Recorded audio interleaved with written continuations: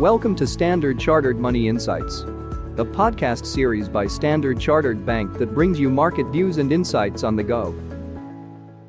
Welcome to Cut to the Chase. Today is Tuesday, the 3rd of December. I'm Daniel Lam, your host for the podcast. I had an enjoyable weekend where I was watching my son's rugby matches in a local rugby festival.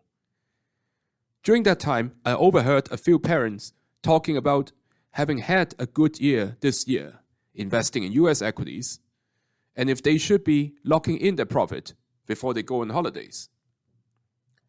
Unsurprisingly, US equities is crowded at this stage, according to positioning indicator. But there have been previous instances where equities can move higher still before correcting, in spite of such heavy positioning. Now, from a timing perspective, the end of December and into the new year is the time where there has been risk of pullback, one of the explanations being a lack of liquidity. Now, systematics and retail are not maximum long yet. Realized volatility has somewhat remained elevated since late July, which has restricted leverage.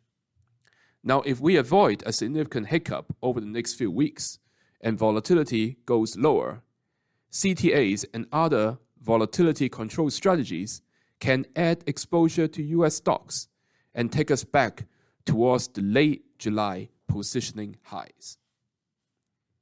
As for retail investors, they are more willing to remain invested when markets are up year to date, particularly via ETF purchases. So this will provide a level of support for US equities in the coming weeks. This is especially true for small caps, where we know retail buying has had a significant impact on price performance, and small caps remain relatively uncrowded versus the broader US equities and compared to banks, which is a relatively overcrowded trump trade. The other heavy consensus trade is, of course, the technology stocks. But these stocks can be susceptible to tariffs, which may result in disruption of the supply chain. Now, during Trump 1.0, taxes and tariff were opposing forces, with tariffs likely to be worse for technology than tax cuts being positive. Hence, for current investors in US equities, the risk of a significant pullback seems to be limited.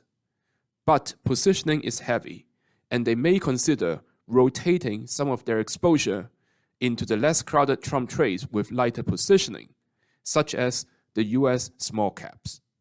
That is all from me for today. As always, if you enjoy this podcast, please don't forget to rate and like it. Thanks for listening, and we wish you a happy day ahead. Thank you for listening to Standard Chartered Money Insights, a podcast series by Standard Chartered Bank. For more details, visit Market Views on the Go on our website or click the link in the description.